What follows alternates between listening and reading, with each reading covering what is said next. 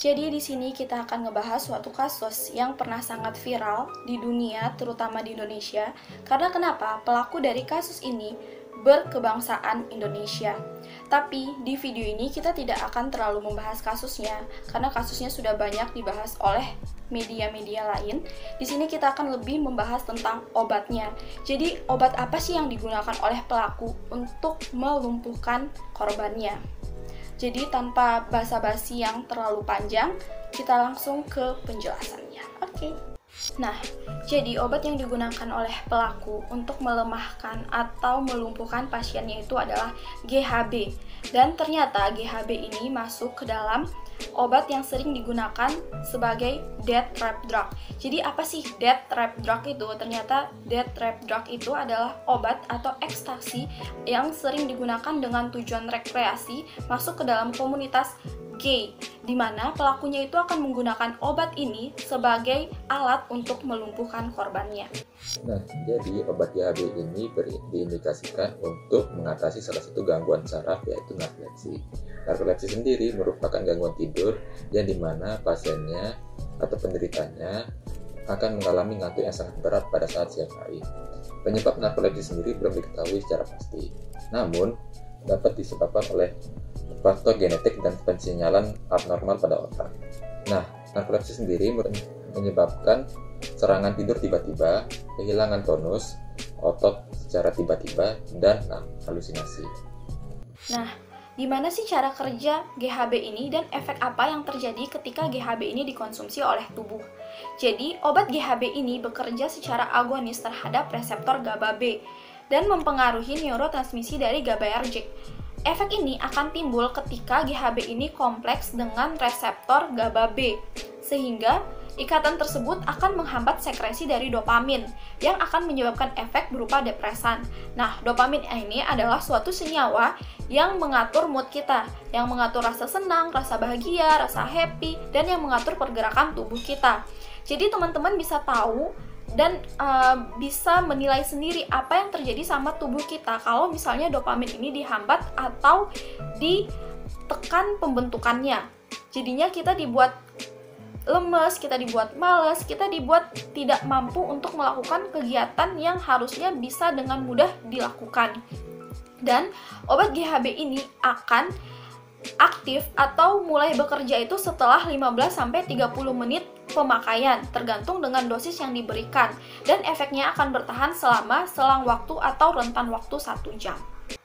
Nah, untuk penggunaan oral normal pada penyakit narkolepsi, GHB sendiri memiliki absorpsi yang lebih cepat ke dalam aliran darah, tetapi bioavailabilitasnya itu lebih rendah, sekitar 25 sampai dengan 40%.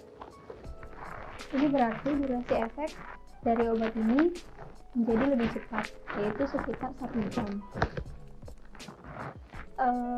Obat GHB ketika didistribusi akan lebih banyak didistribusi ke dalam aliran darah, kemudian akan masuk ke jaringan tubuh. Nah, setelah itu akan memberikan efek yang lebih cepat atau onset efek yang lebih cepat.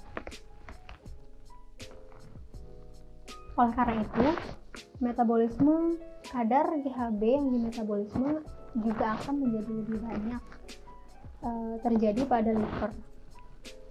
Setelah GHB mengalami proses metabolisme, GHB beserta derivat akan diekspresikan melalui urin.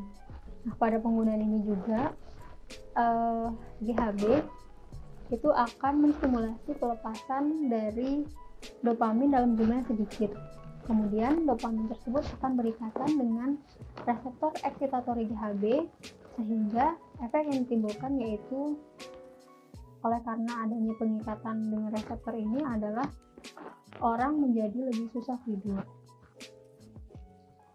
Untuk rentang dosisnya sendiri, GHB memiliki rentang dosis 12,5 sampai dengan 50 mg per kilogram berat badan. Nah, obat GHB ini juga itu termasuk ke dalam obat yang memiliki indeks terapi sempit, sehingga penggunaan obat ini harus betul-betul diperhatikan dan tidak boleh digunakan kecuali dengan resep dari dokter. Kemudian, pada kasus penggunaan death trap drug, GHB akan tetap cepat diabsorpsi. Namun, karena dosis yang diberikannya semakin tinggi, maka hal ini menandakan bioavailabilitasnya juga semakin tinggi. Nah, ini berakibat pada durasi efek obat yang semakin lama. Kemudian, volume distribusinya juga lebih tinggi, sehingga jumlah GHB yang terikat pada lemak juga semakin tinggi. Hal ini menunjukkan jumlah yang dimetabolisme akan semakin rendah atau lebih rendah daripada yang penggunaan narkolepsi atau penggunaan indikasi terapi normal. Setelah dimetabolisme, GHB berserta derivat akan diekskresikan melalui urin. Pada penggunaan ini, GHB akan berikatan pada reseptor inhibitori GABA B, yang mana akan menginhibisi pelepasan dopamin dan menyebabkan efek sedatif atau efek ngantuk yang berlebihan atau tidur.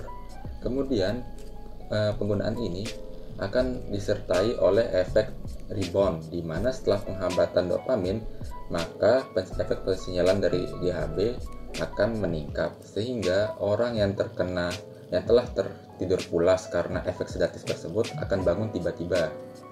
Gitu. Kemudian untuk dosis yang digunakan pada kasus death trap drug ini akan menggunakan dosis yang lebih tinggi daripada dosis narkolepsi.